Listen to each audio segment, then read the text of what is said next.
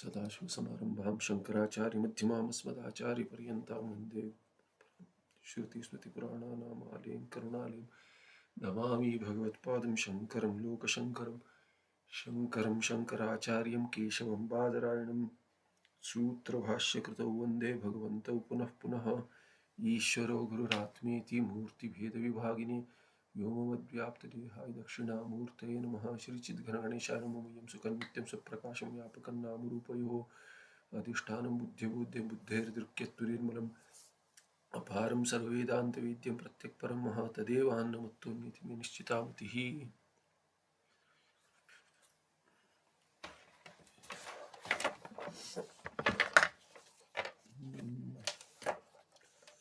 Charge है कि नहीं ठीक है देखेंगे।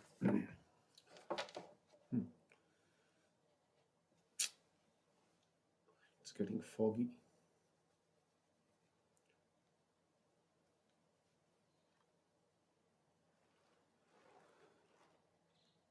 वसिष्ठ भीष्मादीनाम् आधिकारिक पुरुषत्वात् तेषाम् अनेकानि जन्मानि अभवन्।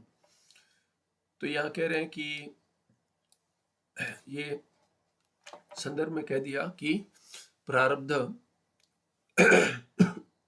अंक चल रहा, देखिए आक्षेप कह दिया, ये ज्ञानी होते भी ही इनका तत्र भीष्मः तु उत्तरायणं विना कुतः प्राणान्न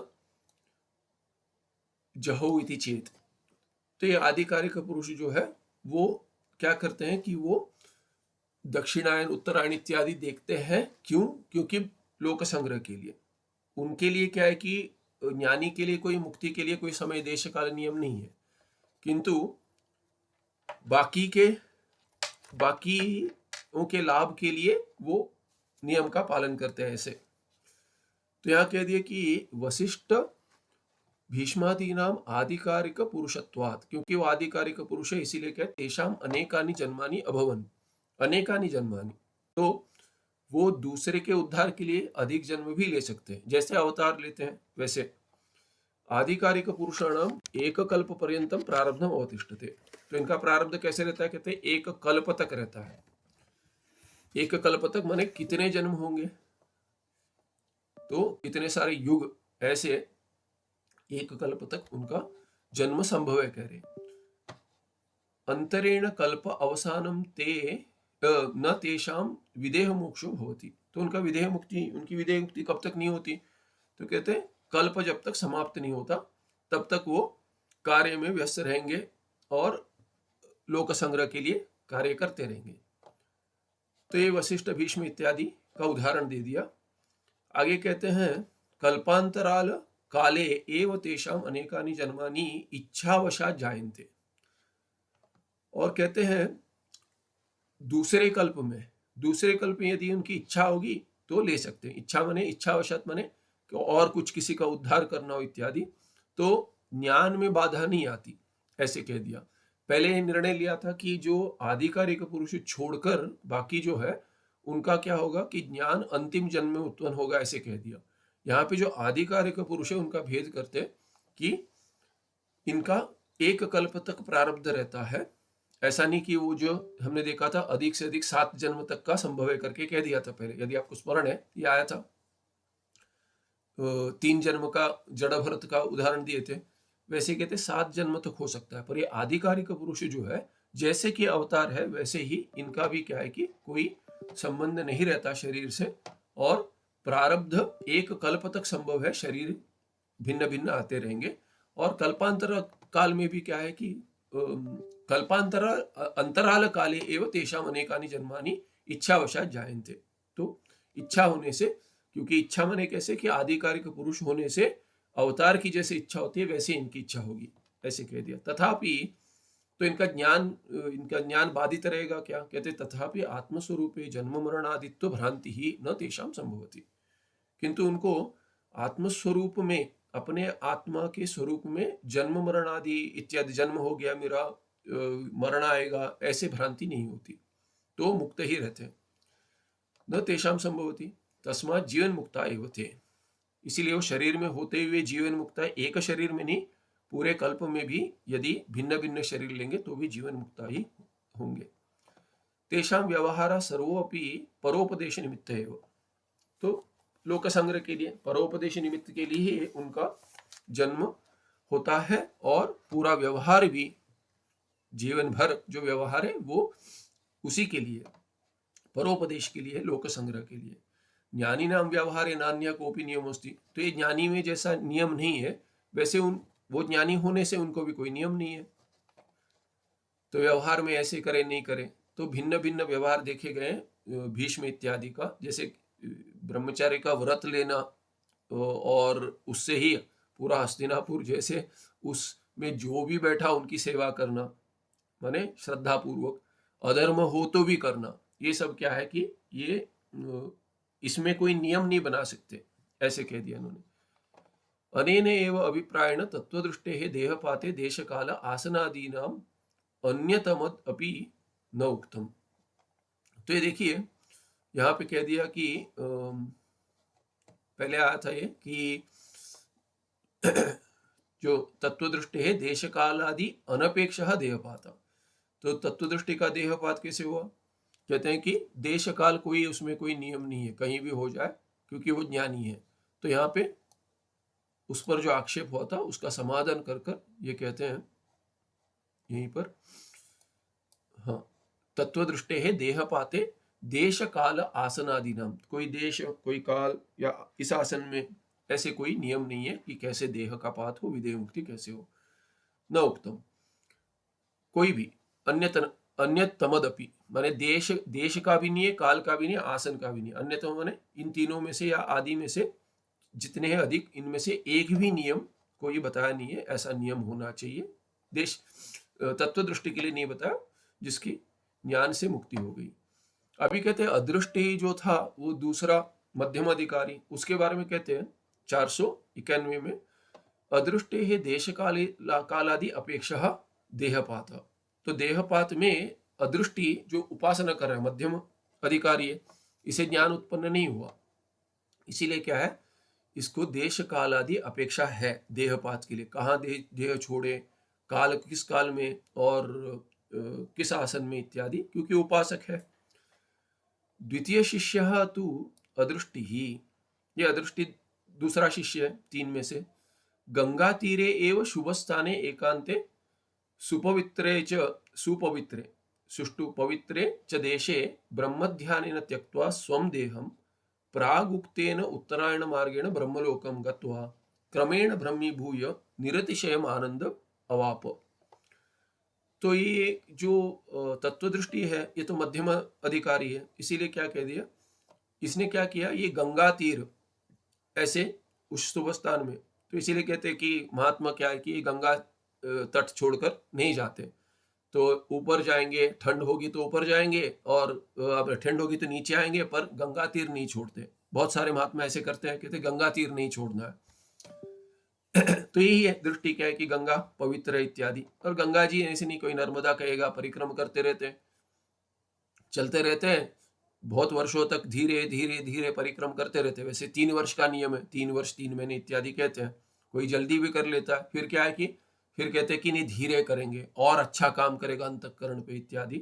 ऐसे कर कर माने क्या कहते हैं कि शुद्ध कोई नदी है उसके तट पर ही रहते हैं, प्रवास करते हैं, या वहीं पे रह जाएंगे, एक एक वर्ष एक जगह रह जाएंगे, फिर थोड़ा आगे जाएंगे, ऐसे भी करते हैं। तो ऐसे यहाँ पे तत्वदृष्टि की तो मुक्ति होगी, ये अदृष्टि जो है इसने क्या किया कि ज्ञान उत्पन्न नहीं हुआ, समझ गया, पर समझ गया माने ऐसा होना चाहिए, पर उत्पन्न नहीं हुआ ज्ञान। तो क्या कहते हैं, ये अदृष्टि ही जो है गंगा तीरे एवं शुभ स्थान है। गंगा तीरे माउस अटक गया,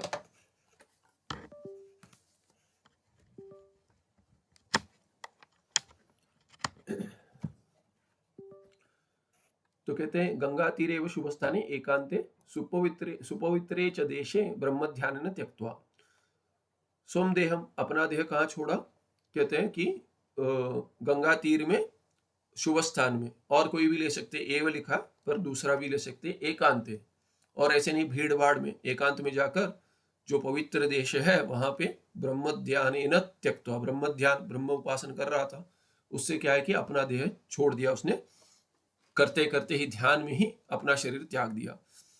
अभी किसी उपासक को पता चल जाएगा कि मेरा अभी देहपात होने वाला है, तभी वो ध्यान में बैठकर शुद्ध स्थान में अच्छे काल में इत्यादि, काल तो क्या है कि पता चल जाएगा, यदि देहपात होने वाला है तब तो काल का कोई नियम नहीं रहा, पर देश का तो नियम पालन करेगा, आसन उस आसन में संभव है तो बैठेगा, ध्यान में अपना शरीर त्यागेगा इत्यादि। प्राग उक्तेन उत्तरायण मार्गेण, तो उत्तरायण मार्ग यदि संभव हो तो उत्तरायण काल में ही छोड़ देगा, पर यहाँ पे उत्तरायण मार्ग में जाएगा। यदि वो उपासक है तो उसके काल का नियम न हो तो भी वो यदि ब्रह्म ध्यान करते हुए देह छोड़ देगा तो उत्तरायण मार्ग से ही जाएगा, क्योंकि काल में हो सकता है उसे ये न हो कि किस काल में देह छोड़ना है, ये संभव न हो, तो उत्तरायण मार्ग में ही होगा। माने इसी स्वर्गलोक ब्रह्मलोक जाने के लिए दक्षिण मार्ग से तो पितरलोक जाते हैं, तो ये उत्तरायण मार्ग से जाएगा। उत्तरायण मार्ग कहते, उत्तर मार्ग कहते, दोनों एक ही है। उत्तरायण मार्ग मार्गेण ब्रह्मलोकम गत्वा, ब्रह्मलोक जाकर ब्रह्मलोक की प्राप्ति हुई, और जाकर क्या है, क्रमेण ब्रह्मी भूय, यहाँ पे ज्ञान प्राप्त कर दिया और ब्रह्मत्व उसको समझ में आया, अपना ब्रह्मत्व, ये ब्रह्मलोक में ज्ञान उत्पन्न हुआ, फिर निरतिशयमानंद अवाप, वहां उसे निरतिशय आनंद की प्राप्ति हुई, माने मुक्ति हो गई। उत्तम देशेषु उत्तरायणादिषु उत्तमेषु कालेषु वा कह दिया, क्योंकि काल यदि संभव न हो तो देश में, उत्तम देश में। यदा शरीरम उपासका परित्यजति तदा एव उपासना फलिष्यति, तब जाकर उपासना फलित होगी। और ये अधिकतर उपासकों को क्या है कि वो पता रहता है कि इसी देश में मुझे प्राण त्यागने हैं, तो वो देश नहीं छोड़ते, हो उसी देश में रहते हैं। यद्यपि ज्ञानिनः मरण समये ज्ञेय स्मृतित्वाद्यपेक्षा नास्ति, ज्ञानी को तो मरण समय में ज्ञेय स्मृति, ज्ञेय ब्रह्म जो है, ज्ञेय ब्रह्म है, ब्रह्म को की स्मृति अपेक्षित नहीं है, ज्ञेय ब्रह्म की। हमने देखा था पिछले पार्ट में कि ज्ञानी के लिए कोई मरण समय नियम नहीं है कि ज्ञेय की स्मृति करे इत्यादि, स्मरण कर कर छोड़े त्यागे, क्योंकि अज्ञान का नाश तो ज्ञान उत्पन्न होने से हो गया, अज्ञान नाश उसका कार्य है। तथापि उपासकस्य तदा ध्येयादि स्वरूप स्मरण अपेक्षा वर्तते, उपास्य को तो है, उपास्य के लिए क्या है कि उपास्य नहीं, उपासक के लिए तो उपास्य का स्मरण कर कर ही शरीर त्यागे, ये नियम है। इसीलिए आजीवन करेगा, जप करेगा, वो भी क्या है कि जो जप करता है वो क्या है कि जप करते ही रहता है, अजप हो जाए ऐसे ही कहते हैं, क्योंकि अंतिम क्षण में जो है यद्यत भावम त्यजति कलेवरम इत्यादि गीता जी में जो आता है, वैसे ही ये नियम उपासक के लिए है। जिस भाव में शरीर त्यागेगा अज्ञानी, जिसको ज्ञान उत्पन्न नहीं हो, उसी भाव से उसकी गति होगी, उसी से उसकी अगली गति होगी। इसीलिए क्या है कि आजीवन उसी का स्मरण करेंगे तो अंतिम क्षण में भी वही ध्यान में आएगा, नहीं तो नहीं आएगा। इसीलिए क्या है कि अपने इष्ट देवता को कभी नहीं छोड़ते, तो उसी में या तो अजप करते, जप करने वाले, तो यहाँ पे देहादि स्वरूप स्मरण कि मेरा ध्येय ये है, इष्ट देवता ये है, ऐसे स्वरूप कर कर उसका, ऐसे स्वरूप का स्मरण कर कर फिर देह त्यागना चाहिए। इसमें कुछ और अंक बता रहे, यो यादृश ध्येय विषयकम ध्यानम पूर्वम असकृद अकरोद उपासक, उपासक ने जैसा ध्यान पहले किया था, ध्येय विषय का ध्यान किया था, ध्यान का विषय क्या था, ध्येय था, तो जिस भी ध्येय उपास्य देवता का उसने ध्यान किया था, जैसे किया था, और एक बार नहीं, असकृद अकरोत उपासक पूर्वम, पहले बहुत बार किया था, माने जितना उसे स्मरण है तब तक वो वही कर रहा था, तस्य तादृश ध्येय विषयक स्मृतौ अंततः सत्यामेव उपासना फलम सिद्ध्यति।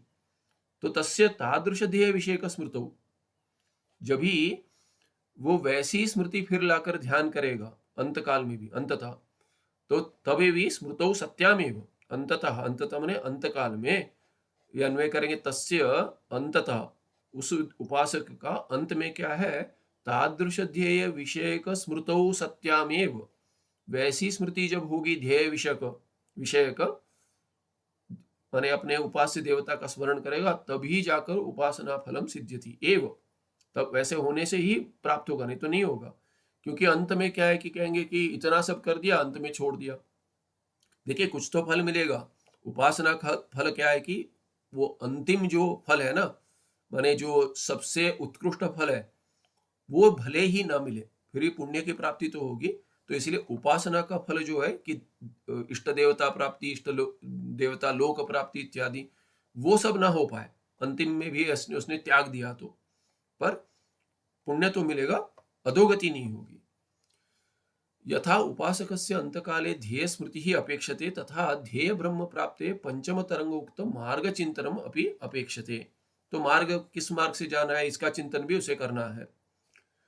तो जो पंचम तरंग में कहा था, पांचवें तरंग में कि कौन से मार्ग से जाते इत्यादि भेद किया, तो उपासक का कौन सा मार्ग होगा और उसके मार्ग का कैसे मार्ग होता है, ये सब उसका चिंतन करना है। उसी मार्ग से जाएगा, इसीलिए उस मार्ग का चिंतन करेगा। ध्येय स्मृति के साथ उसको क्या है कि ध्येय ब्रह्म प्राप्ति के लिए जो मार्ग चिंतन है वो भी करना है। मार्ग इस ब्रह्म इस उपास्य के प्राप्ति के लिए इस मार्ग से जाने से होगा, इसीलिए उस मार्ग का भी चिंतन करेगा, ये भी अपेक्षित है। मार्ग चिंतन से अभी उपासना अंगत्वात्, क्यों मार्ग चिंतन उपासन में बताया गया, उपासना का अंग है वो, तो उपासना के अंतर्गत है। इसलिए उपासना में जैसे ध्येय उपास्य विषय जैसे है, वैसे ही ये अंग और एक है, ये क्या है कि मार्ग का चिंतन। ज्ञानार्थे श्रवणादौ देश काल आसनाद्यपेक्षा नास्ति, पर ज्ञान के लिए जो श्रवणादि करता है उसमें कोई देश काल आसन की अपेक्षा नहीं है। बार बार ये कह रहे हैं, ज्ञान के लिए अपेक्षा नहीं है, ध्यान के लिए है, बाकी सबके लिए है, किंतु ज्ञान के लिए अपेक्षा नहीं है। श्रवणादि करता है उसके लिए। ध्याने तो उत्तम देश निरंतर काल सिद्धादि आसन, सिद्ध आदि आसन प्रवृत्ति नाम अपेक्षा वर्तते। ये बार बार कह रहे हैं कि यही जो अभी कह दिया कि ध्यान में तो उत्तम देश, निरंतर काल और सिद्धासन इत्यादि की अपेक्षा तो है उपासक के लिए। तस्मादेव अदृष्टे उत्तम देशभूत गंगा तीर स्थिति तत्र एव एकांते निरंतर ब्रह्म ध्यानम देह त्यागश्च कथितः। इसीलिए कहते हैं दूसरे बेटे का जो है, दूसरा शिष्य जो है, उसका क्या है कि अदृष्टि नाम था, और वो क्या है कि उत्तम अधिकार नहीं है, मध्यम अधिकारी, इसलिए उसे उत्तम देश की अपेक्षा थी देहपात के लिए। तो उसने उत्तम देश देखकर, जैसे गंगा तीर में स्थिति उसने प्राप्त कर ली और वहीं रहकर एकांत में निरंतर ब्रह्म का ध्यान किया और देह त्याग तक किया। इसीलिए देह त्याग भी देश काल और आसन इत्यादि नियम से हो गया। उसने उपासना किया, ध्यान करते समय उपास्य और मार्ग चिंतन कर कर अपना देह त्याग दिया। आगे बचा तीसरा तर्क दृष्टि अधमाधिकारी। तो तर्क दृष्टि है निश्चय, तो ये 492 से लेके 502 तक कहेंगे तर्क दृष्टि का निश्चय क्या है। अभी एक बचा, अष्टादश विद्यास्थानानि सर्वाणि अपि च शास्त्राणि ब्रह्मज्ञान हेतुभूतानि, ये इसका निश्चय है। क्या निश्चय है? कहते हैं अष्टादश विद्या के स्थान है। अष्टादश स्थान है, 4 वेद इत्यादि, फिर उपवेद, फिर वेदांग, ऐसे करते करते, और बाकी दर्शन शास्त्र भी। ये क्या है कि सर्वाणी अपि च शास्त्राणि, ये सभी शास्त्र क्या है, ये ब्रह्मज्ञान हेतुभूतानि कहता है। ब्रह्मज्ञान के लिए सभी अष्टादश 18 शास्त्र ब्रह्मज्ञान के हेतु बनते हैं। वेदांत ही ठीक से हो नहीं पा रहा है और कहते हैं 18 विद्यास्थान है, ये सभी अंग है कहते हैं ब्रह्मज्ञान के लिए। हाँ, जिसको देखिए, जिसको वेदांत समझ नहीं आ रहा है उसको चित्त शुद्धि प्राप्त करने के लिए सब कुछ लगेगा। फिर उसके बाद प्रश्न होंगे, तर्क दृष्टि नाम से हर इसके लिए प्रश्न पूछता है, ये क्यों करूं, कहते हैं वेद ने क्या, हाँ वेद में कहा है, ये कहा है तो वैसे क्यों कहा है, इत्यादि प्रश्न आते हैं, समाप्त नहीं होता है। तो ये तर्क दृष्टि है। जिसको श्रद्धा कम है, शास्त्र और गुरु ने कह दिया ऐसा है, तो देखिए क्या होता है, प्रश्न बुद्धि से जो आ रहा है उसको केवल ऐसे कहने से नहीं होगा। अरे श्रद्धावान लभते ज्ञानम कह दिया, संशयात्मा विनश्यति इत्यादि कथन से उससे कुछ नहीं होता। हाँ ठीक है, नहीं है ना, क्या करूं, श्रद्धा नहीं है, कहते संशय है, मैं क्या करूं तो मेरा विनाश होगा। तो बोलते नहीं, श्रद्धा की कुछ तो करना चाहिए। तो कहते अभी तर्क है, प्रश्न आ रहे तो क्या प्रश्न नहीं पूछो। कहते अरे प्रश्न नहीं पूछो, नहीं उसको है, कोई आपकी परीक्षा के लिए नहीं पूछ रहा है। गुरु कोई सोचते हैं कि ये माने अनादर से नहीं पूछ रहा है, अनादर से नहीं पूछ रहा है, माने आपको देखने के लिए आपको आता है कि नहीं, ये अलग कैटेगरी के, ये तो इसमें नहीं आते। ये जो है ना कि इनको कितना आता है मैं देखता हूँ, पहले पढ़ के जाते हैं फिर पूछते हैं कि आपको कितना आता है, ये आपको पता है ऐसा है, या कहीं और ही ले जाते हैं, आप बात कुछ करें कहीं और चला जाता है कि ये आता है तो और कुछ पूछ लेंगे, और कुछ एक का उत्तर देते देते आता है तो दूसरा पूछ लेंगे, फिर अच्छा ये भी आता है। मन उड़ते रहता है। किसी किसी का तो क्या है कि मन चंचल रहता है वैसे, कि वास्तविक ऐसे जानना नहीं होता, पर क्या है कि मैंने परीक्षा लेनी नहीं होती है, पर ये भी जानना है, अच्छा ये पता चल, वो भी जानना है, सब एक साथ चाहिए। कंफ्यूज जो होते हैं, ऐसा चंचल होता है कि पूरा मोह में रहते हैं, ऐसे होते हैं, उनको तो अधिकारी ही नहीं मानते। तो और दूसरे भी है जो केवल क्या है कि पूछते हैं कि इनकी परीक्षा लेते हैं, अच्छा पढ़ाते हैं, इनको देखते हैं ये आता है कि नहीं, वो आता है कि नहीं, स्मरण है कि नहीं, सब उनको रट कर आते हैं या जो भी है, पर ऐसी श्रद्धा नहीं है कि इससे मोक्ष हो जाएगा। तो न संप्रदाय में श्रद्धा है, न शास्त्र में श्रद्धा है, तो गुरु में कहाँ से आएगी। तो ऐसे इनकी बात नहीं कर रहे, जिनको वास्तविक प्रश्न है। कहते हैं कि अभी मत पूछो, प्रश्न कह देंगे, कोई आते कोई डांट देते, अरे प्रश्न नहीं पूछना है, प्रश्न मत करो, ज्यादा मत पूछो, ज्यादा मत पूछो नहीं, उसे वास्तविक है, वास्तविक संशय है, उसका तो निवारण करना कर्तव्य है, गुरु का, आचार्य का कर्तव्य है। तो ये इसीलिए क्या है कि ये कहते हैं कि चलो ये नहीं हो रहा, इस दर्शन का अभ्यास करो। इसे दर्शन क्यों पढ़ाते, इसीलिए पढ़ाते कि भिन्न भिन्न दृष्टि उनकी न बन जाए। कि भाष्य आदि ये अभ्यास से क्या होता है, भाष्य में मनन ग्रंथ है, मनन में क्या होता है कि इसमें मनन है, और क्या है कि ये जल्प ग्रंथ है, वाद ग्रंथ नहीं है। वेदांत दृष्टि से वाद कहेंगे, कृष्णार्जुन संवाद करके संवाद कहेंगे, वाद भी नहीं, संवाद। एक होता है वाद, दूसरा होता है जल्प, और तीसरा होता है वितंड। ये तीन होते हैं वाद प्रकार। वाद में क्या है कि वास्तविक तत्वों की परीक्षा करते हैं कि क्या तत्व है, दोनों चर्चा कर कर कि तत्व का लाभ हो जाए, किसी को हराने की ये नहीं रहती, माने दृष्टि नहीं होती। भाष्य ग्रंथ क्या है कि भाष्य, भगवान भाष्यकार पे एक कर्तव्य आ बैठा है कि क्योंकि लुप्त हो रहा था सब, वैदिक संप्रदाय लुप्त हो रही थी, और बौद्धों का आक्रमण, नास्तिकों का आक्रमण अधिक हो रहा था, इसीलिए इनको क्या है कि उन पर जीतना भी था। बाकी सभी जो दर्शन, अभी तो इस वेद का त्याग कर कर बाकी सब दर्शन लेकर कैसे भी कर कर बौद्ध ना बनकर, नास्तिक ना बनकर, आस्तिक के आड़ में शास्त्रा छोड़ दे रहे थे। इसीलिए उनको क्या है कि नास्तिक दर्शन तो हटाना ही था, और आस्तिक दर्शन को भी, बाकी आस्तिक दर्शन से भी जो गलतियां उनको हटानी थी, और लाना था वेदांत में, कि जो वास्तविक शास्त्र का तात्पर्य है। इसीलिए कर्मकांड में भी उन्होंने बहुत किया, और ज्ञान कांड, इसलिए पंच ये देवता पूजा इत्यादि जो वो किया है, वो सब भगवान भाष्यकार ने फिर लाया, उन्होंने सब लाकर क्या किया, स्थापित किया। तो उनका तो कर्तव्य में क्या था, एक तो क्या है कि दूसरे के मत का खंडन करना और अपने मत को स्थापन करना, ये जल्प ग्रंथ है। तो बहुत सारे कहते हैं अरे भगवान भाष्यकार के भाष्य को आप कैसे जल्प कहते हैं, उसका लक्षण वैसा है कि लक्षण से क्या है कि वो संवाद में नहीं आता, वाद में नहीं आता, वाद ग्रंथ नहीं, क्योंकि वाद ग्रंथ तो उसमें आता है जहां तत्व की परीक्षा कर कर, चिंतन कर कर उससे तत्व बाहर उभर आए। भगवान भाष्यकार को तो तत्व पता था, उसमें कोई वाद में क्या कि दूसरे से चर्चा कर कर उनसे तत्व प्राप्त नहीं करना था कुछ। तो इसीलिए क्या है कि वाद ग्रंथ नहीं है, जल्प ग्रंथ क्यों है, क्योंकि दूसरे पर जीत कर अपना मत स्थापित करते हैं।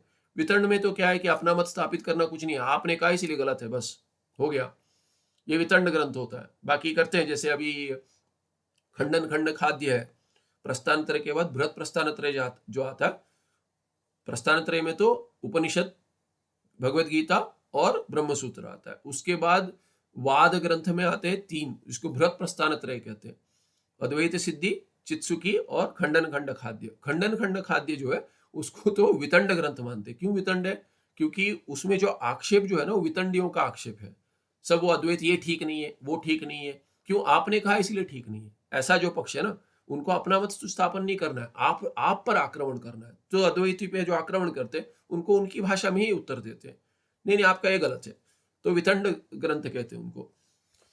तो यहाँ पे क्या है कि तर्क दृष्टि जो वितंड नहीं कर रहा है, इसलिए तो वितंड मत करो, वाद मत करो कहते, वाद मत करो कहते सामान्य भाषा में आ गया, पर वास्तविक वाद का अर्थ क्या है कि वो तत्व की परीक्षा और तत्व उभर आए, दोनों के लिए लाभ हो, उसको कहते हैं तत्व चिंतन।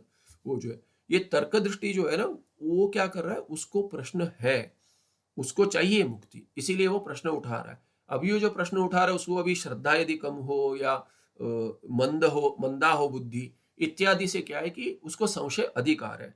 पर यह संशय क्या है कि शास्त्र को गलत या संप्रदाय को गलत दिखाने के लिए नहीं है, उसको वास्तविक रुचि है समझने के लिए।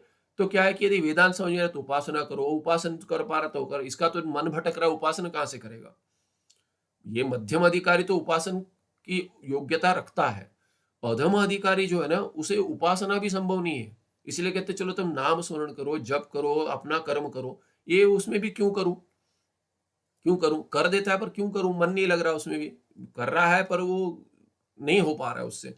इसीलिए क्या उसको सभी वेद का अभ्यास करो, करते रहो, कभी तो मिल जाएगा करके उसे कहते हैं कि वेदों का अभ्यास करो, वेदांग करो, उपवेद इतने समझो कि किसमें क्या है, फिर जाकर पता चलेगा कि क्या तात्पर्य है शास्त्र का।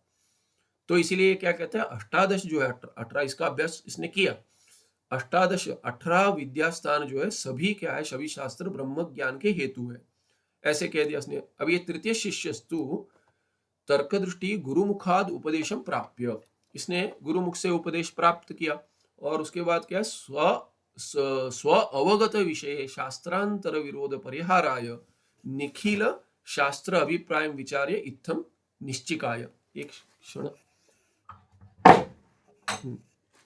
तो इसने क्या किया, ये तीसरा शिष्य जो है तर्क दृष्टि, वो गुरुमुख से ही उपदेश प्राप्त कर कर क्या किया उसने, प्राप्त कर कर स्व अवगत विषय, जो जितना समझ में आया, जितना भी समझ में आया उसमें शास्त्रांतर विरोध परिहार आया, क्योंकि दूसरे शास्त्र से विरोध हो रहा है।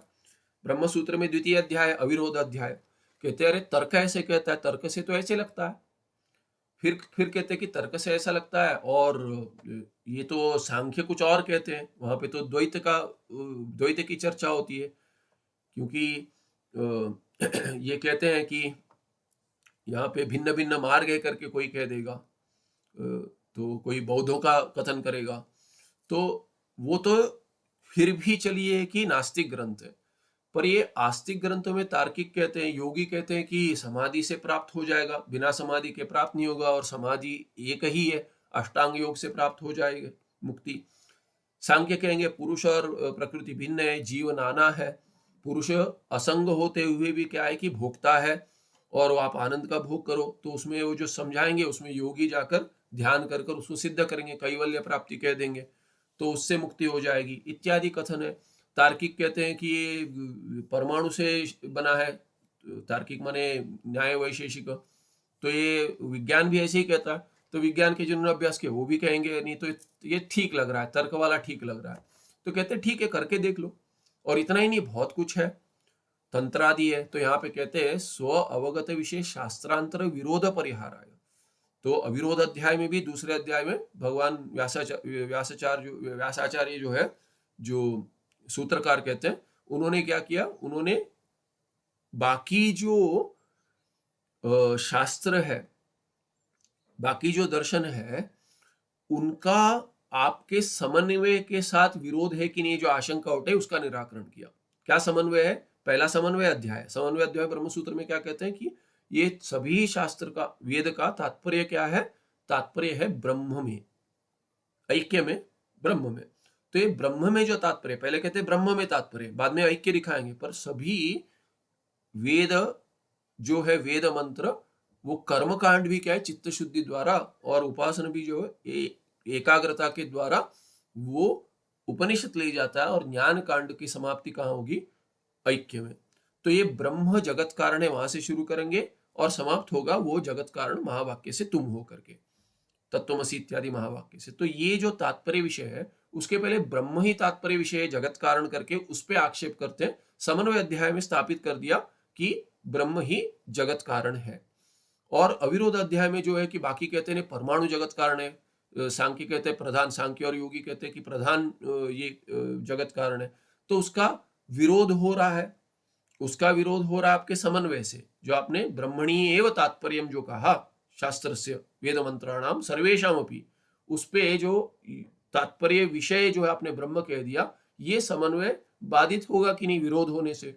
तो वहां पे कह दिया देखिए हमारा जो तात्पर्य विषय का निर्णय है वो तो शास्त्र से आया है, वेद से ही आया है। आपका क्या है कि आपका स्मृति ग्रंथ से आया है, सांख्य योगी। और तार्किकों का क्या है कि वो तो बुद्धि कल्पित है, तर्क से आया है। पूर्व मीमांसक कहते हैं कर्मकांड है, हमारा भी शास्त्र से आया, पर वो क्या कहते हैं कि उत्तर मीमांसक को अर्थवाद लेते हैं। तो ये जो जब जब व्यवस्था आपकी है, ये शास्त्र का संपूर्ण जो है रूप देखकर उसका तात्पर्य षडलिंग से विचार कर कर नहीं किया आपने। इसीलिए आपका सब क्या है कि भ्रम मूल है, प्रमाण मूल नहीं है, भ्रम मूल है, ऐसे सिद्धांति कहेगा। और सिद्धांति क्या कहते हैं कि आपका भ्रम मूल होने से कल्पित कुछ है उसका कोई विरोध होता है वास्तविक से, तो उसको विरोध नहीं मानते, उसको विरोध नहीं कहेंगे। यदि प्रमाण मूलक है उसका दूसरे प्रमाण मूलक से यदि विरोध होता है तो प्रबल जो होगा वो दूसरे का बाध कर देगा। पर भ्रांति मूलक जो है उसका शास्त्रीय समन्वय के साथ विरोध संभव ही नहीं है, कैसे संभव होगा? इसीलिए इसको अविरोध कहते हैं। अविरोध माने आपका जो भ्रांति कल्पित जो है, कल्पित दर्शन का वास्तविक शास्त्रीय तात्पर्य के साथ विरोध संभव ही नहीं है, विरोध ही नहीं है। क्या विरोध है? कुछ नहीं है विरोध है। जैसे बच्चे की बात है, अरे छोड़ दो, कुछ कहता है क्या है, ऐसे ऐसा अर्थ हो गया वहां पे अविरोध। तो यहाँ पे कहते हैं ये तृतीय शिष्य तत्व तर्क दृष्टि ने क्या कि उनका सब अभ्यास कर कर उसे लगा स्व अवगत विषय जो है, जो ये यहाँ पे गुरु ने पढ़ाया, उपदेशम प्राप्य गुरुमुख से, तो कहते वो जो प्राप्त हुआ है, वो जो समझा है उसमें तर्क दृष्टि, उसमें तो शास्त्रांतर अन्य शास्त्र का विरोध है। और उस विरोध के परिहार के लिए क्या किया इसने? निखिल शास्त्र अभिप्राय विचार्य, उसने सभी शास्त्र का क्या इनका अभिप्राय है, इसका क्या विरोध हो रहा है, इसकी सब परीक्षा की। ऐसा विचार कर कर विचार्य इत्थम निश्चिकाय, ऐसा उसने निश्चय ले लिया। क्या निश्चय है? ये सब उसका निश्चय है। कहते हैं सकल शास्त्राणाम परमम प्रयोजनम मोक्ष एव, इसमें तो कोई संदेह नहीं है। कोई किसी ने ऐसे ही हमारा दर्शन नहीं बनाया है कि चलो हम हमारे विद्वत दिखाते, विद्वत प्रदर्शन के लिए तो नहीं है। सभी का प्रयोजन मोक्ष ही है।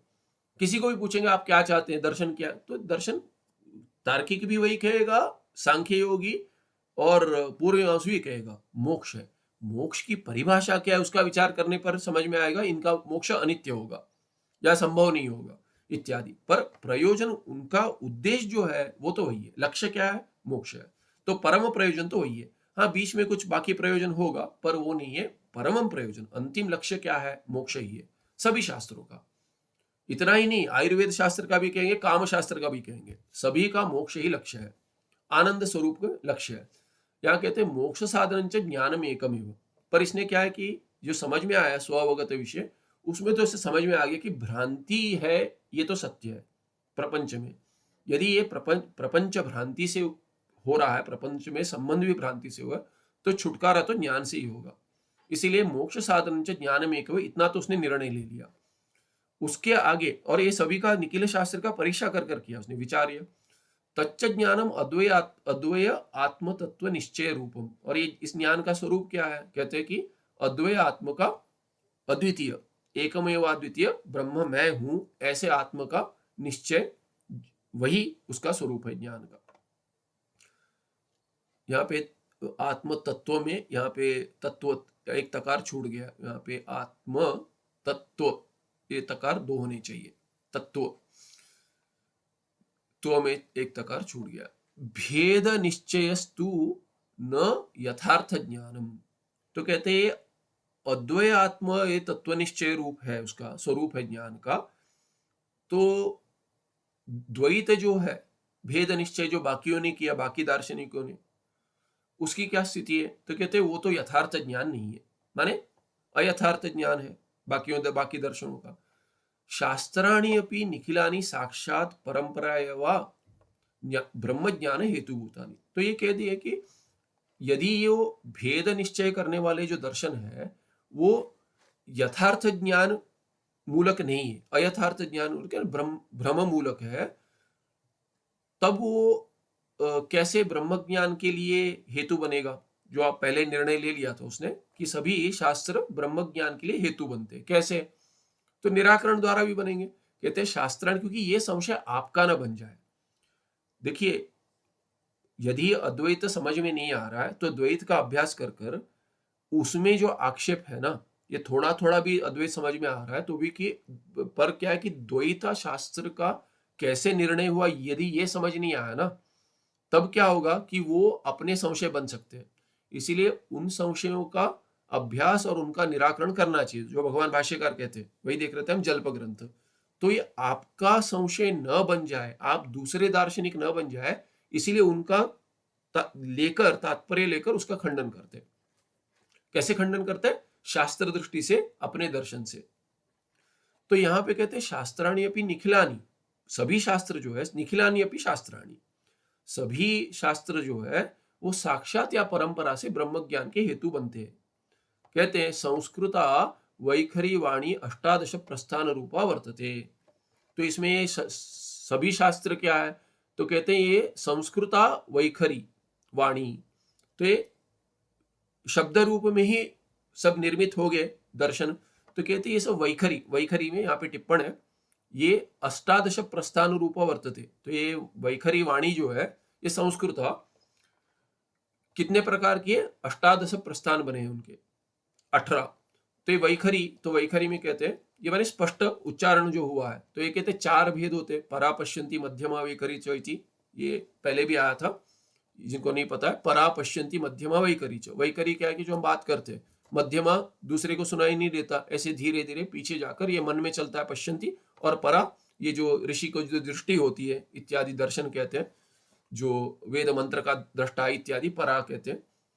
तो परा पश्यंती मध्यमा वैखरी इत्यादि शब्द ही जैसे ही दूसरे को ज्ञान उत्पन्न करा है तो वैखरी से होगा, बात करेंगे दूसरे को ऐसे।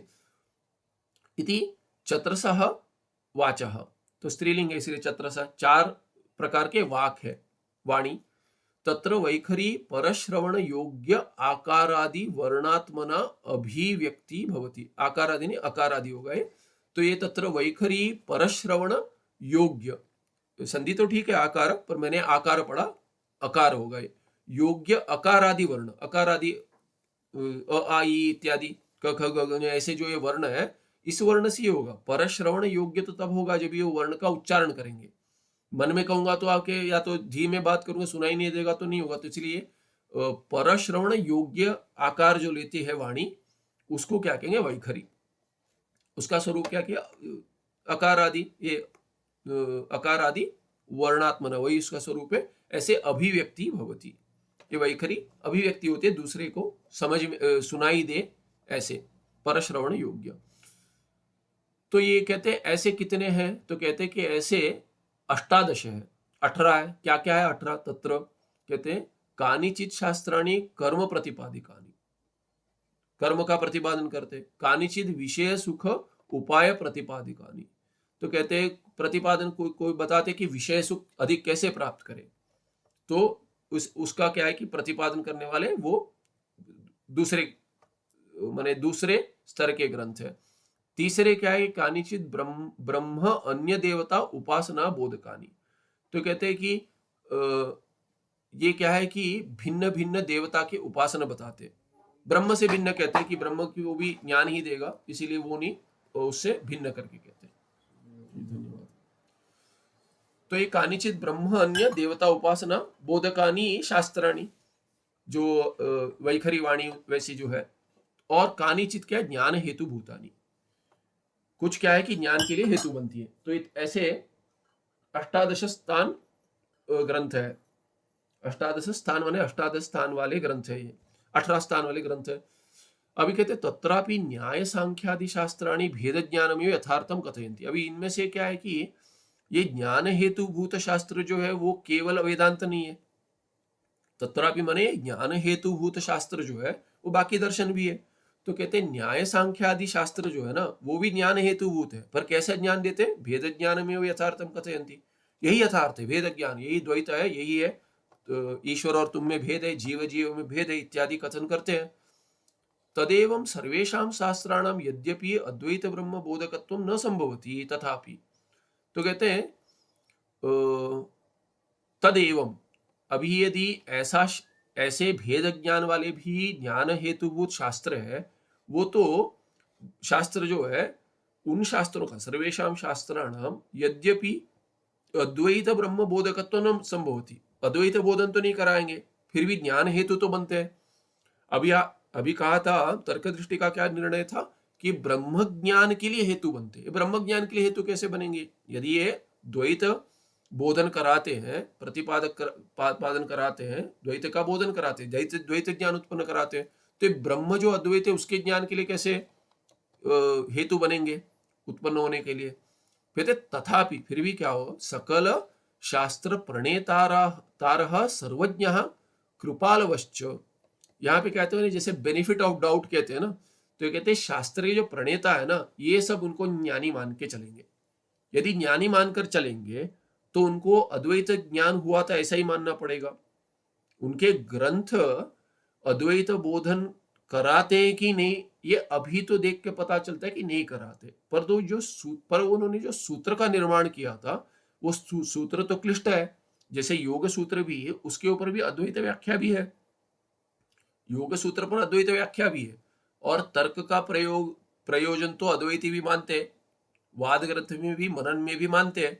केवल तर्क से नहीं मानते, पर तर्क का भी प्रयोजन मानते हैं। तर्क जो है वो शास्त्रानुकूल होगा तो ज्ञान उत्पत्ति में मनन का काम करेगा अद्वैत ज्ञान में।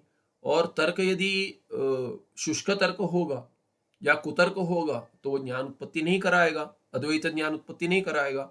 इसीलिए क्या है कि तर्क पूरा नहीं छोड़ देते। जैसे सांख्य भी क्या है कि सांख्य का जो जो व्यवस्था है, जो वो 24 तत्व बताते हैं, उसको तो हम कहते हैं ठीक है, पर वो क्या है कि मिथ्या मिथ्या है सब, पर वो प्रपंच की सृष्टि जैसे हुई ना उसके लिए तो ठीक है वो व्यवस्था, क्योंकि वो सब क्या है कि वो शास्त्र पे आधारित है, सब वेद में आधार लेते हैं, आश्रय लेते हैं। हाँ, उसमें अद्वैत कथन नहीं कर पाते उतना दोष है, बाकी छोड़ देते, जितना दोष है उतना छोड़ देंगे, बाकी तो काम आएगा। इसीलिए कहते हैं तथापि सकल शास्त्र प्रणेतार जो है, जिन्होंने शास्त्र का निर्माण किया वो सब सर्वज्ञ कृपालवश्च, वो सर्वज्ञ थे, सर्वज्ञ थे और कृपालु भी थे। कृपालु क्यों थे? क्योंकि उन्होंने दूसरे को पढ़ाया। सर्वज्ञ थे, यदि ज्ञान प्राप्त हो गया तो बैठ जाए, हमें कुछ क्या लेना है, दूसरे लोक संग्रह किया, उन्होंने दर्शन किया। कृपालु अपना ज्ञान प्रदर्शन करने के लिए नहीं किया, उन्होंने दूसरे को लाभ हो करके किया, जो उनको लाभ मिला है वही उनको दूसरे को भी मिले, इसलिए कृपालु भी थे। तत्कृत मूल सूत्राणाम अर्थ अपनी वेद अनुसारी एव, तो इसलिए वो मूल सूत्र जो है सभी सभी के मूल सूत्र वेद के अनुसार ही है, वेद को प्रमाण मानकर ही उन्होंने किया। पर उनका जो उनकी जो संप्रदाय आगे चली, दार्शनिक संप्रदाय, तो कहते हैं परंतु तद व्याख्यातारः भ्रांत्या मूल सूत्रकार अभिप्राय विरुद्धान एव अर्थान कल्पयन्ति। किंतु मूल सूत्र का त्याग कर कर भिन्न भिन्न व्याख्या जो करते हैं, उन्होंने भ्रांति से मूल सूत्र के अभिप्राय को छोड़कर उसके विरुद्ध ही अर्थ का प्रतिपादन किया। ऐसे कल्पना की उन्होंने सब, ऐसा होगा वैसे होगा इत्यादि, ऐसे इन्होंने एक ऊपर ही ऊपर कह दिया कि वो सब ठीक ही है। ये तर्क दृष्टि कह रहा है, ऐसा भी लिख सकते हैं, तर्क दृष्टि का विचार है। इसको क्या है कि वैलिडेट कर रहे हैं, कि कहते हैं कि ये ठीक है क्योंकि काम तो आएगा, सभी का ऐसी देखकर त्याग नहीं कर सकते, वो संशय अपना न बन जाए। तो जितना लाभ होता है उतना ले, मूल सूत्र का अभिप्राय जो है वो सूत्र का अभ्यास करेंगे तो पता चलेगा कि वेद अनुसारी है। सूत्राणाम अर्थस्तु वेद विरोधी न होती, सूत्र तो वेद विरोधी नहीं है, क्योंकि सूत्र क्लिष्ट होते हैं, उसका अर्थ क्या है कि वेद विरुद्ध भी लग सकता है, वेद अविरुद्ध भी लग सकता है, तो वेद विरोधी नहीं है ऐसे मानकर चलेंगे। वेदानुसारी एव भवति सूत्राणाम अर्थ, सूत्र का अर्थ वेद के अनुसार है। तर्क दृष्टि तर्क दृष्टि अत्युत्तम संस्कारवशाद इत्थम निश्चयम चकार। तो उसके संस्कार अच्छे थे, यद्यपि साधन पर्याप्त नहीं है पर संस्कार अच्छे थे, इसीलिए क्या है कि संशय आदि आता था तो ऐसे नहीं कि किसी का खंडन करना है, पर तत्व के शोध के लिए ही उसे संशय आते थे। ऐसे मानकर तर्क दृष्टि उत्तम संस्कार अवशात इत्थम निश्चयम चकार। तो उत्तम संस्कार होने से, पूर्व जन्म में भी भिन्न भिन्न शास्त्र का अभ्यास किया होगा, इसीलिए क्या उत्तम संस्कार होने से ऐसे इसने निर्णय ले लिया कि सभी शास्त्र प्रणेता तो ठीक है, प्रणेता जो थे शास्त्र के प्रणेता ठीक थे, किंतु क्या है कि सूत्रकार ठीक होने से भी वेद अनुसारी सूत्र निर्मित कर चुके हैं, फिर भी क्या है कि उनके जो अनुयायी है वो वास्तविक अनुयायी नहीं रहे, उन्होंने विरुद्ध अर्थ का कथन किया, कल्पना की। अब ये कहते हैं कौन से है शास्त्र जो अष्टादश है, 18 जो प्रस्थान है वो कौन से, अष्टादश विद्याया प्रस्थानानि, ऐसे 493 में कह रहे।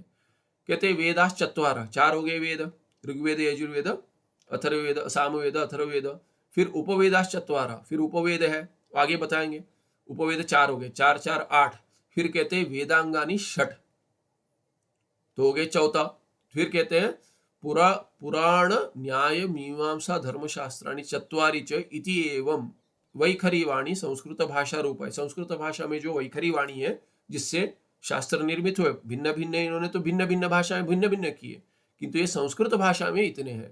कहते हैं अष्टादश भेद, 18 भेद से 18 भेद से भवती। अष्टादश प्रस्थानानि इति ते एव भेदा उच्यन्ते। ये अष्टादश प्रस्थानानि किनको कहते हैं, ये इन्हीं भेदों को 18 प्रस्थान ऐसे कह देते शास्त्र। यहाँ पे टिप्पणी अष्टादश, कहते हैं विद्या अंगानि प्रस्थानानि इत्युच्यन्ते। प्रस्थान माने क्या, इन्हीं को आपने कह दिया कि ये भेद को प्रस्थान कह दिया। ये प्रस्थान क्या है, कहते हैं विद्या के अंग जो है, विद्या के अंग को प्रस्थान कहते हैं। इत्थम अग्निपुराण आरंभे प्रतिपादितम, कहां पर ये सब कहते हैं, अग्निपुराण में आता है, पहले ही आता है, अग्निपुराण में आता है। तथा मधुसूदन सरस्वती स्वामी कृत प्रस्थान भेद ग्रंथे च, और एक मधुसूदन सरस्वती स्वामी जो है, सिद्धिकार कहते हैं, भगवान सिद्धिकार कहते हैं, अद्वैत सिद्धि का जिन्होंने निर्माण किया था।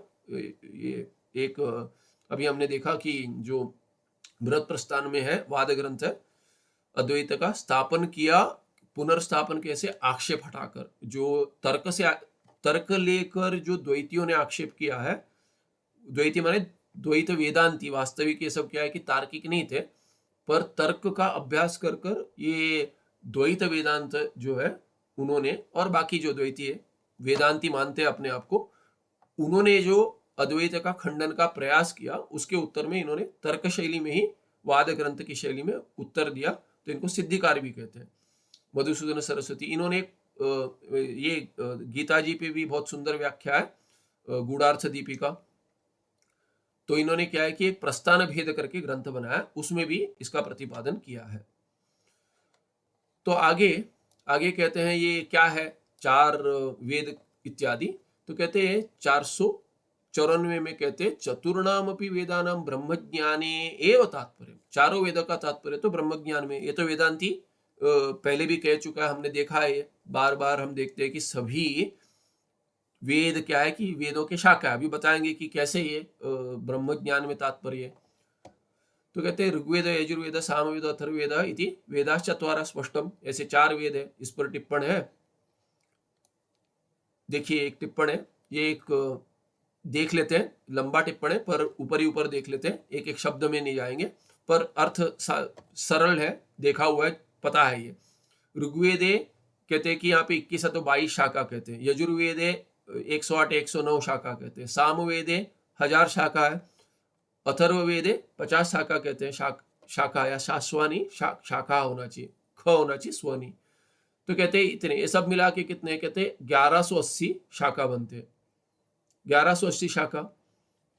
यथा कश्चन वृक्ष स्वामी यजमान, अभी देखिए सामवेद में 1000 शाखा है, अभी 2 बची, एक राणायनी है और दूसरी कुछ 2 शाखा है, वो भी ठीक से नहीं है, इसका माने 2 शाखा अधिक होंगे पता नहीं, पर ये लुप्त हो गई बहुत सारी शाखा। तो सामवेद के 1000, सबसे ज्यादा शाखा सामवेद में थे, उसमें से 2 शाखा पूज्य स्वामी जी ने भी बहुत सारे प्रयास किया कि राणायनी शाखा इत्यादि आगे बढ़े, तो उन्होंने वेद पाठशाला भिन्न भिन्न जगह पर शुरू कर कर वैसे आचार्य स्थापित किए कि ये शाखा आगे बढ़े तो रक्षित रहे। तो इसमें से अभी 2 ऐसे कुछ होंगे या थोड़े और कहीं भी होंगे तो पता नहीं, मुझे तो 2 का पता है कि 2 का रक्षण चल रहा था। इसमें भी क्या है कि ये सामवेद में तो बहुत सारे स्वर है, ऐसे नहीं कि 3 स्वर है, 3 ही स्वर है। भिन्न भिन्न शाखा में भिन्न भिन्न स्वर आते, भिन्न सामवेद में तो बहुत सारे स्वर है और ये गाते हैं इसको, और इतने लंबे होते हैं ये कि ये गाने में भी इसका के स्वर क्या है कि ये कंठस्थ होना बहुत कठिन है। मैंने कुछ एक सामवेद का पारायण सुना था कहीं, जैसे अभी ये चल रहा है दत्त जयंती हुई, तो एक 2 दत्त जयंती से पहले मेरे गुरुजी जो है उनको दत्तावतार मानते श्रीधर स्वामी जी, तो उनका जो पादुका मंदिर है गांव में, वहाँ पे कोई सामवेदी आए थे, वो 7 दिन लेकर पारायण करते। तो वहाँ पे वो जैसे कहते हैं कि ये जो गुरु के कथा का पारायण होता है, वैसे ही मैंने गुरु चरित्र जो कहते हैं उसका जो पारायण होता है, तो संस्कृत में भी है, कन्नड़ में भी है, मराठी में है, उसका अनुवाद हो गया इत्यादि। तो ऐसे वो हमारे यहाँ कन्नड़ में पारायण करते, तो उसके साथ ये सामवेद का भी पारायण कर रहे थे कोई, तो वो बता रहे थे कि कंठस्थ करना बहुत कठिन है। तो ये कहते हैं कि कभी इतने ज़्यादा स्वर भी है और ये इतने लंबे लंबे मंत्र होते हैं, तो देखकर भी करना कठिन है, ऐसा हो गया है, ऐसी स्थिति है आज। तो अथर्ववेद में 50 शाखा, ये सब मिलकर क्या है कि 1180 हो जाएंगे। यथा कश्चन वृक्ष स्वामी यजमान स्वपुत्रेभ्यः तत्शाखा विभज्य दद्या तथा भगवान। तो यह कुछ एक कल्पना कर रहे हैं कि एक वृक्ष का स्वामी जो है वो एक ही वृक्ष है। अब ये पता नहीं कहाँ क्या होता है, मर गया हो गया, कुछ बड़ा वृक्ष होगा इत्यादि, तो वो क्या है कि वृक्ष का विभाजन कर रहा है, तो उसके शाखा लेकर अपने पुत्रों को बांट देता है, ये शाखा इत्यादि डालियां। तो ये शाखा तो जीवित वृक्ष का शाखा जो है उसकी शाखा बांटने का कोई अंतर माने अर्थ नहीं बन रहा। ये भी संभव है, कहेंगे कि इस शाखा के फल आपके, इस शाखा के फल आपके, ऐसा संभव है। पर अधिकतर तो ये क्या है कि यदि वृक्ष कटना है बड़ा तो लकड़ी काम आती है, तो कि इतनी लकड़ी आपकी इतनी, ऐसे बांट रहा है, ऐसे समझ लीजिए। जैसे शाखाएं बांटता है वैसे ही विभज्य दध्यात्, विभाजन कर दे देता है अपने पुत्रों को। वैसे कहते भगवान श्री वेद व्यासोपि वेदम चतुर्था विभज्य, वेद का भी भगवान व्यास ने क्या किया अपने, जैसे कि हम ऋषि पुत्र है सब, तो विभाजन कर पुनः तत्र काश्चन शाखा कल्पयित्वा, फिर क्या करो विभाजन कर क्या कि उनमें भी क्या है कि शाखा की कल्पना की। अच्छा ये ऐसी शाखा, ये ऐसी शाखा, ऐसे देखकर ये 4 वेदों का विभाजन करते हैं वहां पे। तो क्या है कि मंत्र के का जो विभाजन हो सका, मंत्र की जाति को लेकर विभाजन कर दिया। अथर्ववेद तो क्या है कि एक ही आचार्य ने देखा, इसलिए उससे एक विभाजन हो गया, 3 तो मंत्र की जातियां हो गई, रुक यजुस और साम, ये जो है साम, ये मंत्र की जातियां होगी, उससे विभाजन कर दिया। चतुर्थ वेद क्या है कि वो कहते हैं एक ही आचार्य ने संपूर्ण ये किया था, तीनों जिसमें तीनों जाति के हैं, पर एक ही आचार्य ने किया था, वो अथर्वण वेद कर दिया भिन्न, उसका उद्देश्य भिन्न है, ऐसे लेकर कर दिया। उसके बाद उसी के अंदर क्या है कि शाखा देखी कैसे ये मंत्रों का विभाजन कर सके, ऐसे उन्होंने शाखा का, ऐसे शाखा का कल्पना कर शाखाओं की कल्पना कर प्रतिशाखे क्यों किया ये, क्योंकि 4 वेद स्मरण नहीं हो पा रहे। पहले चारों वेद कंठस्थ होते थे, तो वैसी बुद्धि रहती थी, वैसे आयु भी रहती थी, बुद्धि भी रहती थी, वो तो चली गई। इसीलिए उन्होंने कहा चलो एक वेद तो कर दो, उसके बाद कहा चलो वो नहीं तो कुछ शाखा ही कर लो, स्वशाखा। इसीलिए वेद में क्या आता है कि एक मंत्र है जो जिसको ये क्या कहते हैं कि ये जो स्वाध्याय अध्ययन हुआ अपने स्वशाखा का अध्ययन के लिए एक नियम मानते हैं, कम से कम वो कर लो, और कुछ नहीं किया तो जीवन में अपनी शाखा का अध्ययन करो, स्वाध्याय अध्येतव्य। तो यहाँ कहते हैं कि ये प्रतिशाखे, यहाँ पे भी शास्त्रीय नहीं शाखे होना चाहिए, प्रतिशाखे विधि भेदांश कल्पयामास, और हर शाखा में विधि की ऐसे कल्पना की, हर शाखा की विधि है कि एक शाखा अपनी शाखा का अभ्यास करो। यावत्य शाखा तावत्य उपनिषद इति मुक्ति को उपनिषदि महावाक्य रत्नावल्यांच कथ्यते। तो कहते हैं मुक्ति को उपनिषद में और महावाक्य रत्नावली करके ग्रंथ है, उसमें क्या कहा गया कि प्रत्येक शाखा में जितने शाखा है उतने उपनिषद थे। तो यदि 1180 शाखा होंगे तो 1180 उपनिषद होंगे। उसमें से अभी 108 प्रमाणित मानते जो है, अभी प्रमाण है वो मुक्ति को उपनिषद में जो आते हैं। तो कहते हैं 80 उत्तर शताधिक सहस्र संख्या का शाखा, यहाँ पे स्व जहां हुआ है वैसे शाखा है, 1180 शाखा है। तस्माद उपनिषदोपि तावत संख्या का एव, तो 1180 उपनिषद भी होंगे। तत्र उनमें से कहते हैं अभी कुछ 840 शाखा कर्म प्रतिपादकत्वात् कर्मकांडा उच्यन्ते। उनमें क्या है कि अभी उपनिषद होगा तो भी क्या कह रहा है, अभी इसमें थोड़ी त्रुटि लग रही है मुझे। 1180 उपनिषद कह दिए, उपनिषद तो ज्ञान कांड होगा उसमें, तो कहते हैं इसमें से 840 तो कर्म प्रतिपादक कर्मकांडा उच्यन्ते। इसमें पता नहीं संख्या का कैसे किया है, क्योंकि यदि 1180 उपनिषद होंगे तो 1180 संपूर्ण ज्ञान कांड के साथ ही होने चाहिए। हर शाखा में यदि उपनिषद तो उपनिषद तो ज्ञान देगा, वो तो कर्म का प्रतिपादन नहीं करेगा। तो इन्होंने ऐसे कुछ विभाजन भिन्न और से भी किया होगा, ये दृष्टि समझ नहीं आ रही है, क्योंकि 840 शाखा को कर्म प्रतिपादकत्वात् कर्म कांड कह दिया, और शाखा ध्येय ब्रह्म बोधकत्वात् उपासना कांडा उच्यन्ते। तो ये संख्या छोड़ दीजिए, ये कहेंगे कि शाखा में प्राधान्य न करके कहेंगे हम, या तो ऐसे लेंगे प्राधान्य न। तो बहुत सारे इसमें क्या है कि थोड़ा सा उपनिषद भाग रहता है, बाकी सब कर्मकांड का होगा, ऐसे ले सकते हैं अर्थ, उससे अर्थ बैठ जाएगा, नहीं तो अर्थ नहीं बनता इसका। तो कहेंगे 840 शाखा में कर्मकांड अधिक है, प्राधान्य न लेंगे, ज्ञान कांड कम है, इसीलिए क्या है कि प्राधान्य न कर्म प्रतिपादक करके ले लेंगे कि बड़े बड़े जो कोई याग है वो सब किस शाखा में आते हैं, अधिकतर तो वहां पे क्या कहेंगे कि सत्र इत्यादि का कथन होता है, बड़े बड़े दिनों में याग चलते हैं, उसका सब अधिक प्रतिपादन होता है, इसलिए कर्मकांड कह देंगे, उसमें थोड़ा ज्ञान कांड होगा, ऐसा अर्थ ले सकते हैं। फिर क्या है कि शाखा ध्येय ब्रह्म बोधकत्वाद उपासना कांडा उच्यन्ते। फिर उपासना कांड किसको कहते हैं, जहां ध्येय ब्रह्म है, ज्ञेय नहीं है, ध्येय है, ध्यान करते हैं ध्येय। शाखा ज्ञेय ब्रह्म बोधकत्वात् वेदस्य अंत्य भागत्वात् वेद सार अर्थ बोधकत्वाच्च वेदांत। तो ये तो हमें पता है वेदांत क्या है, ज्ञेय ब्रह्म बोधन कराते हैं, जो जानना है, जानकर मुक्ति होगी, ज्ञान कांड, उसको वेदांत या ज्ञान कांडा उपनिषद इति च उच्यन्ते। तो उपनिषद कह देते हैं, ज्ञान कांड कहते हैं, वेदांत कह देते हैं। ये क्या है, वेदस्य अंत्य भागत्वात्, या तो अंत्य भाग में निर्णय रूप है, या तो अंत में आते। वेद सार अर्थ बोधकत्वाच्च, और वेद सार का तात्पर्य का बोधन कराते हैं, इसीलिए वेदांत कहते हैं इत्यादि।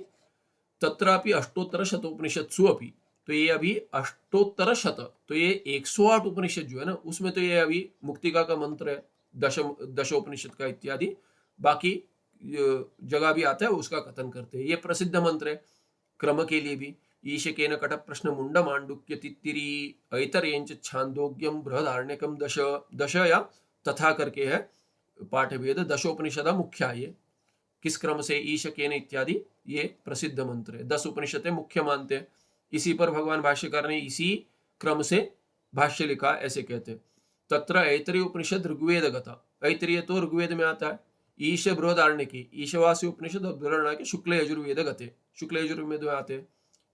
कठवल्ली तैतरीय कृष्ण यजुर्वेद गते, कृष्ण यजुर्वेद में कठ उपनिषद और तैतरीय उपनिषद आता है। केन छांदोग्य सामवेद गते, केन उपनिषद और छांदोग्य उपनिषद सामवेद में आते हैं। और ये प्रश्न मुंडक मांडुक्य उपनिषद अथर्ववेद गता इति विभाग, और ये 3 प्रश्न मुंडक और मांडुक्य ये अथर्ववेद में आते हैं। हर एक का मंगलाचरण भी भिन्न भिन्न है, तो शांति मंत्र, मंगलाचरण शांति मंत्र भिन्न भिन्न है। तो ये हो गया टिप्पण इतना लंबा कि विभाजन कैसे हो गया। तो ये कहाँ तत्र टिप्पण था, चतुर्णापि, तो ये वेदाश्चत्वार हो गए, 4 वेद हो गए। तत्र कानिचिद वेद कानिचिद वाक्यानि ज्ञेय ब्रह्म बोधकानि, कानिचिद ध्येय ब्रह्म बोधकानि, इतराणि तो कर्म बोधकानि। ये तो स्पष्ट है कि कुछ ज्ञेय ब्रह्म का बोधन कराती है उसमें, और कुछ क्या है कि कुछ वाक्य, क्या है वाक्य, सभी चारों वेदों में कुछ वाक्य ज्ञेय ब्रह्म का बोधन कराती है, कुछ उपासना के लिए ध्येय ब्रह्म का बोधन कराती है, और बाकी जो है अधिकतर क्या है कि कर्म बोधकानि, कर्म कैसे करें, कर्म का देवता कौन है, इसके लिए कौन अधिकारी है, इसका फल कैसे मिलता है, इसका इति कर्तव्यता क्या, कैसे करना है, इसको किस क्रम में करना है, बहुत सारा विचार हुआ है। तो ये सब कर्म बोधक है। कर्म अवबोधक वेद वचनानाम अपि अंतःकरण शुद्धि द्वारा ज्ञान में प्रयोजन भवति। तो ये कैसे ब्रह्म में कारण बनेगा, ब्रह्म बोधन कराने में, जो तर्क दृष्टि ने निर्णय लिया।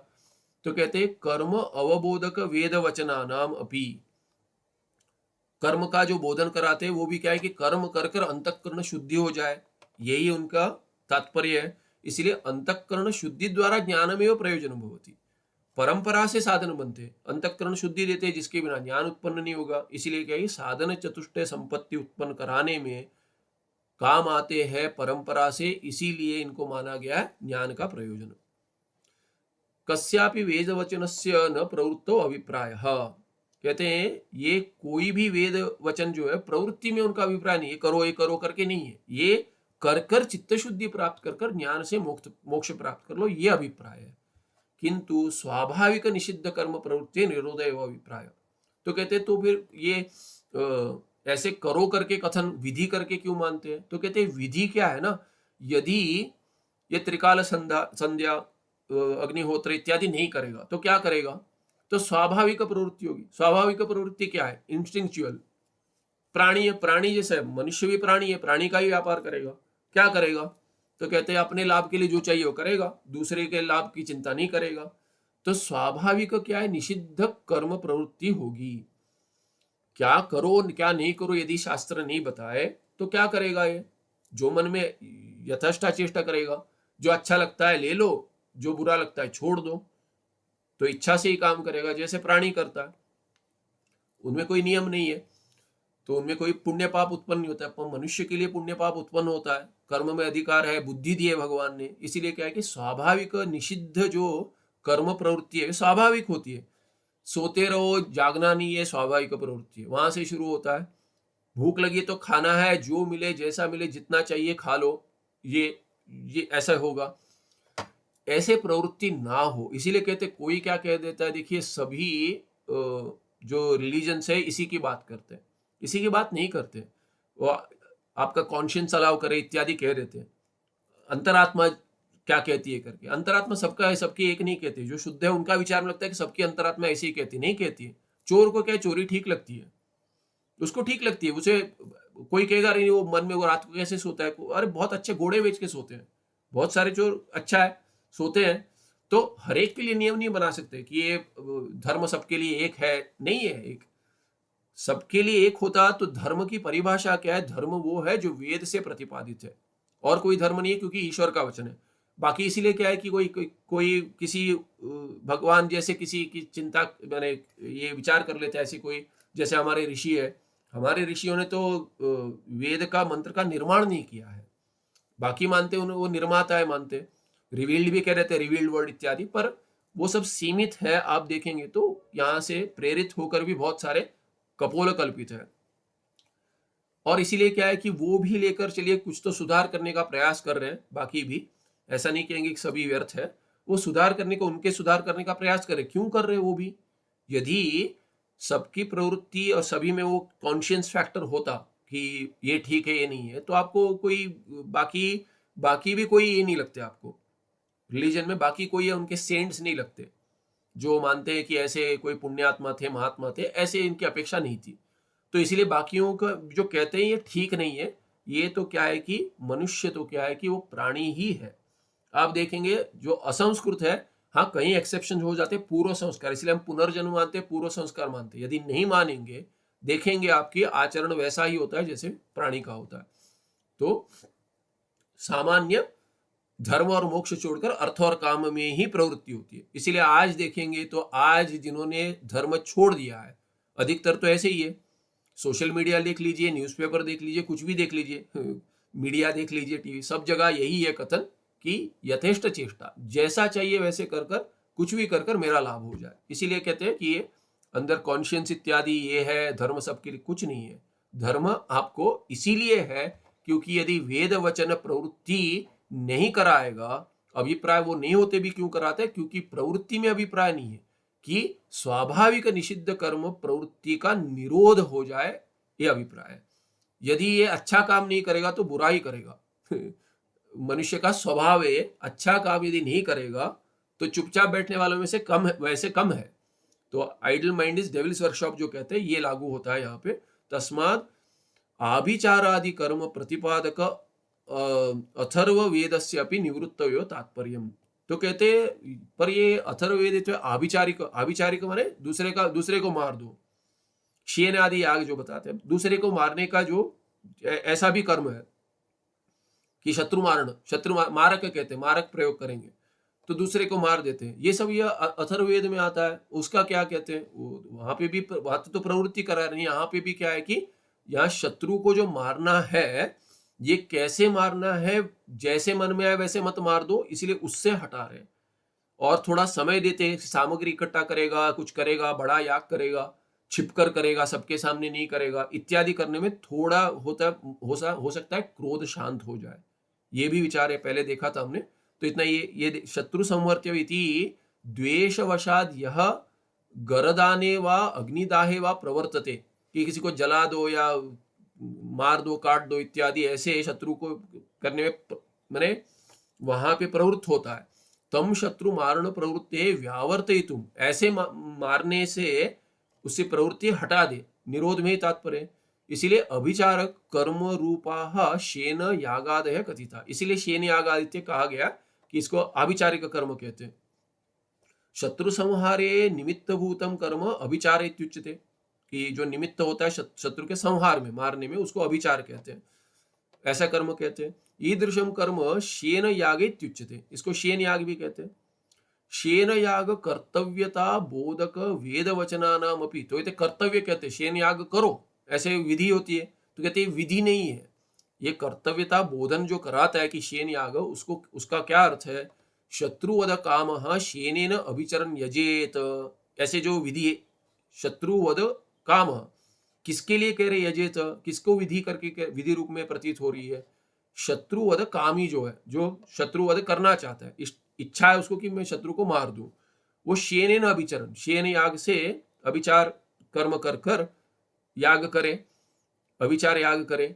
इत्यादि ना शेन याग प्रवृत्तो न तात्पर्य, इसमें शेन याग में प्रवृत्ति नहीं कराने का तात्पर्य नहीं है, किंतु शत्रु मारण कामस्य, जो शत्रु मरण चाहता है वैसा वाला जो है, तस्य शेन यागादि विलक्षण विषदानादि शत्रु मारण उपायांतर निवृत्तव्य तात्पर्य। तो शेन याग करो माने क्या कि शेन याग अधिकतर लोग नहीं कर पाएंगे, बहुत बड़ा कार्य करना पड़ता है, तो ये सब नहीं कर पाएंगे, तो कहते नहीं तुम शेन याग करो, शत्रु को मारना चाहते हो शेन याग करो। ये क्या है कि खड़ग उठाकर या बंदूक ले जाकर मार देना, विष दे देना, ये सब सहज है ना, दे दो, कहीं विष लेकर आओ, घोल दो, दे दो, मार दो, किसी को जाके काट दो, ये कर दो, अब आजकल तो गोली मार दो इत्यादि, ये सब कहते हैं शेन याग आदि विलक्षण जो है, शेन याग बड़ा कर्म है, ये करने में सबको माने कितना प्रयास करना पड़ेगा कि याग करूं, इसीलिए क्या है कि वो याग, ये याग, अच्छा ये याग करना पड़ेगा मुझे, अरे इतना सब कौन करेगा, उससे छोड़ो शत्रु को, ऐसा विचार है, ये तात्पर्य। तो विलक्षण क्या है, अरे विष दे दो, विषदान, किसको विष दान दे दो, मर जाएगा, बोलते विष घोल देते, ये मत करो, बोलते ये मत करो, शेन करो, कहते शेन करोगे तो शेन करने से भी पाप होगा, पर वो नहीं बताएंगे, पहले आगे बताया, कहते ये शेन याग करो, इतना बड़ा याग कौन करेगा, इसीलिए क्या विषदान मत करो, हाँ इसमें तात्पर्य। फिर क्या है, शत्रु मारण उपायांतर, ये जो है वो सब उपाय, वो सब मत करो, उससे निवृत्ति में ही तात्पर्य है। प्रवृत्ति है द्वेषता एवं प्राप्तत्वात्, ये प्रवृत्ति द्वेष से प्राप्त होती है, वो तो पहले से है। जैसे भगवान कृष्ण जो गीताचार्य कहते हैं कि क्या है, युद्धस्व युद्ध च इत्यादि जो कहते हैं, उसका अर्थ ये कि नहीं तुम युद्ध करो, उसमें विधि नहीं है, वो तो युद्ध के लिए निकला है, युद्ध के लिए निकला है विचार कर कर, स्वयं कह रहा है कि मैं युद्ध करूंगा। अभी अर्जुन जो स्वयं युद्ध के लिए निकला है, उसका क्षत्रिय धर्म का पालन कर रहा है, अभी जाकर वहां पे जो नहीं करना चाहिए, घर से निकलने से पहले सोचना चाहिए था, इतना विचार कर चुका, 5 गांव दे देंगे तो भी हो जाएगा, इतनी भिक्षा भी मांग ली, सभी जो अपमान है वो सह लिए, इतना आक्रमण हुआ उन पर कि अज्ञातवास में भी उनको जलाने का प्रयास किया, वो भी सब हो गया, फिर भी मान रहे 5 गांव दे दो, और उसके बाद कहते कि नहीं ये अधर्मी है, इसका तो नाश करना है। ऐसे जो घर से निकला है और उधर भूमि पे जाकर मैं नहीं लड़ूंगा, क्यों, क्योंकि उसको शोक हो गया, मोह हो गया, ये गलत है। इसीलिए वो क्या है कि शोक मोह की निवृत्ति में तात्पर्य है, ना कि उसको कि युद्ध में युद्ध करो, इसमें तात्पर्य नहीं है। भगवान गीताचार्य भी तुम युद्ध करो करके जो है वो विधि नहीं है, जो तुम अपना स्वधर्म करने वाले हो, उसी लिए निकले हो, उसका केवल मोह शोक में हटा रहा हूं करके भगवान कह रहे हैं। प्रवृत्ति द्वेषतय, थोड़ा अधिक चला, पन्ना पलटना चाह रहा था। प्रवृत्ति द्वेषतय प्राप्त, ये द्वेष से ही प्रवृत्ति होती है, और शास्त्र आपको द्वेष नहीं करा रहा, आपको द्वेष जो है उससे आपको हटाने का प्रयास कर रहा है भिन्न भिन्न उपाय से। आगे कहते हैं यो अंतः प्राप्तो अर्थ न तत्र वाक्य से अभिप्राय, वाक्य से नहीं वाक्य से, आकार छूट गया, ये अगले पाठ में देखेंगे। ये अन्यथा प्राप्त अन्यथा प्राप्त, यह अन्यथा प्राप्त अर्थ न तत्र वाक्य से अभिप्राय, माने ये वाक्य क्या है कि जो आपको अज्ञात विषय वो बोधन कराता है, वाक्य माने वेद वाक्य, वही वो प्रमाण है। जो आपको अन्यथा प्राप्त है, जो द्वेष आपको पहले से प्राप्त है, शास्त्र आपको द्वेष नहीं करा रहा है, वो तो पहले से प्राप्त है। इसीलिए कहते हैं कि ये जो शास्त्र के बाहर आपका जो द्वेष प्राप्त है और मारना भी प्राप्त है, किसी की हिंसा, इसके लिए शास्त्र प्रमाण नहीं है। शास्त्र आपको उससे हटाने का प्रयास कर रहा है, उसमें प्रमाण है। ठीक है, अगले पाठ में देखेंगे। इत्थम सुखम नित्यम सप्रकाशम व्यापकं नाम रूपे अधिष्ठानं बुद्ध्य बोध्यम बुद्धेर्दृक्यत्व निर्मल अपारम सर्व वेदांत वेद्यम प्रत्यक परम तदेव हन्न मत्तो नीति में निश्चिता मति ही। थोड़ा गति से चल रहा हूँ क्योंकि इसमें अधिक कुछ नहीं है, ये देखा हुआ है और इसमें कुछ नहीं समझने जैसा कुछ नहीं है, और समाप्त होने आया ग्रंथ, तो अभी तो बहुत सारा अभ्यास धीरे धीरे धीरे का हो गया होगा, इसीलिए थोड़ा जल्दी चल रहा है। और यहाँ पे आगे आएगा किसी अज्ञात जो विषय है, जैसे बाकी दर्शन का कथन करेंगे, उसका निराकरण करेंगे, वहां थोड़ा धीरे जाएंगे। ठीक है, नमस्ते, धन्यवाद।